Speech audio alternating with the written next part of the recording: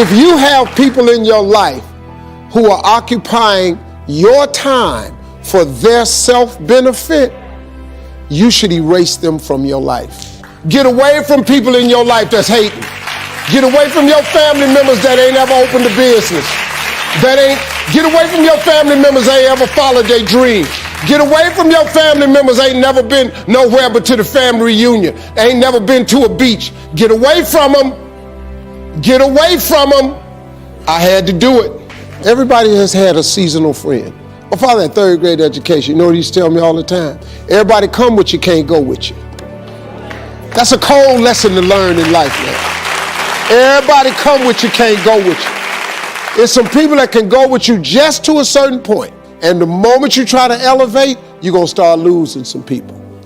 Everybody ain't happy for you opening your boutique. Oh, she thinks she is going to open up a damn store. I ain't buying none of that. I ain't telling nobody about it. It's called jealousy. It's a more modern term. They're called haters. Yeah. Don't be fooled by all that fake love. Don't be fooled by their phony smiles, their hugs, their I love yous. Snakes in the grass. Snakes in the grass slithering. I hear them coming a mile away. I can smell them. I can sniff them. I can see them. I can taste them. But some of you get blinded by them. Yeah. Your so-called friends, your so-called homies, your so-called partners, your so-called girls, they deserve an Academy Award for the best actors, the best actresses of the year, because they can put it all. They there for you when everything's great. They there for you when everything is wonderful. They're there for you when you balling. They're there for you when you rolling. They there for you when you treating. They there for you when you got money. They're excited, girl, we gonna do this, man, bro, where we going tonight? Y'all out to eat. Oh, I forgot my wallet. Looking for you to pay, because they know you got it. The sad story is that when you up, they all riding with you. When you down, ain't nobody in the car but you. They act like they got love for you, but only because it benefits them. I don't know how many different ways I can say this. Just because they are in the car with you does not mean that they are riding for you. So many of us have to learn this the hard way. Situation where you've poured into this person. You have nothing but their best interest in your heart. And then when the shoe is on the other foot, they don't even want to talk to you. They act like they got love for you. Have your friends, have your family, have your relationships, but make sure you pay close attention to the circle, to your company that you keep. Because when you need them the most, I promise you, they will turn your back on you. You need to find you a group of friends, and y'all need to make a pact, and y'all need to keep that pact. And you need to know in your heart of hearts that if you down, they gonna pull you up. And if they down, you gonna pull them up. So have your friends, have your family, have your relationships, but make sure you stay woke. I call them halftime homies, because half the time they smiling in your face. Half the time they want to take your place. Remove and eliminate those halftime homies from your circle.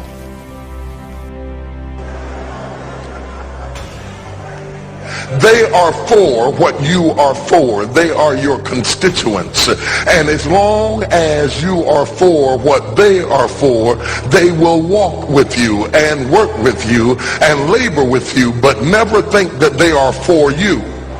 They are for what you are for. And you have to know that, because if they meet somebody else that will further their agenda, they will leave you and hook up with them, because they were never for you. They were just for what you were for. They are your constituents. And throughout your life, if you're not careful, particularly if you're broken, you will mistake your constituents for your confidants. And you will think that they are for you when they are really not for you. They are just for what you are for. And by the time you get through falling in love with them, they will break your heart as they hook up with somebody else who is for what you are for, because it was never about you anyway. It was about the causes that you represent. They are for what you are for, but they are not for you. Here's how you know if someone's your friend. A, you can tell them bad news, and they'll listen. They won't tell you why, you're stupid and why that bad thing happened to you and how something worse happened to them once and, derail the whole conversation. You can actually tell them bad news and they'll listen. So that's a good thing. And then this is a weirder thing. You can tell them good news and they'll help you celebrate. And that's a really good way of deciding who you should have around you. Because if you have someone around you, something good happens to you and you're kind of afraid to even admit it because, God, something good happened to you. It's like, you let that be known and it'll certainly be taken away. So, you come out and you sort of tell someone half-heartedly that something good happened to you and they give you a whack and then talk about, the great thing that happened to them 3 years ago. Or worse, the great thing that happened to someone that they knew 3 years ago. It's like, go away from that person. They're not helpful to you, and they're not helpful to themselves either. And so you want to surround yourself. You got to think about this.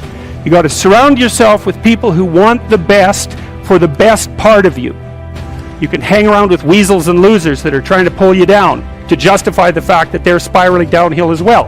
And the upside of that is you don't have to have any responsibility, and you can all whine about how wretched life is, so that's pretty attractive.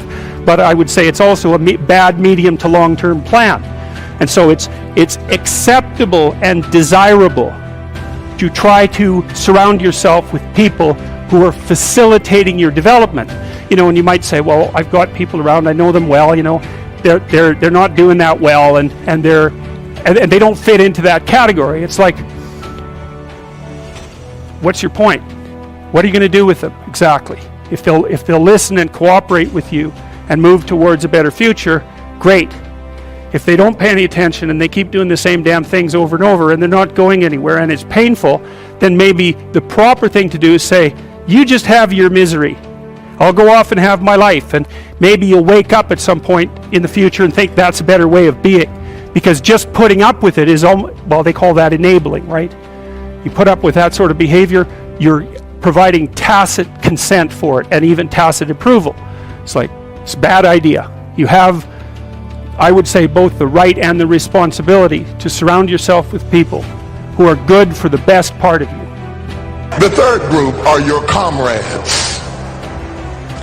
These people are not for you, nor are they for what you are for. It is just that they are against what you are against. And the comrades will make strange bedfellows. This will cause people to come together who are not for you, and they are not for what you are for, but they are against what you are against. And they will team up with you to help fight a greater enemy. But don't be confused by their associations. They will only be with you until the victory is accomplished. These people are like scaffolding.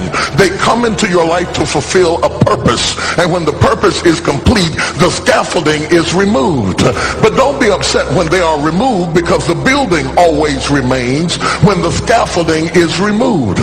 What I'm saying to you, my brothers and sisters, expect the constituents and the comrades to leave you and desert you after a while. Don't be upset when they don't react to your dream the way you expected them to, because they were never really with you in the first place. Be careful then who you tell your dream to, because if you tell your dream to your constituents, they will desert you and try to fulfill the dream without you. If you tell it to your comrades, they won't support it because they never were for what you were for anyway. If you find a few people in your entire life with whom you can share your dream with, you are a blessed somebody. I can tell you how to identify people who are really for you. If they are really for you, they will weep with you when you weep, and they will rejoice when you rejoice. When you walk in a room and you tell somebody good news, stop being happy for a minute and watch their reaction.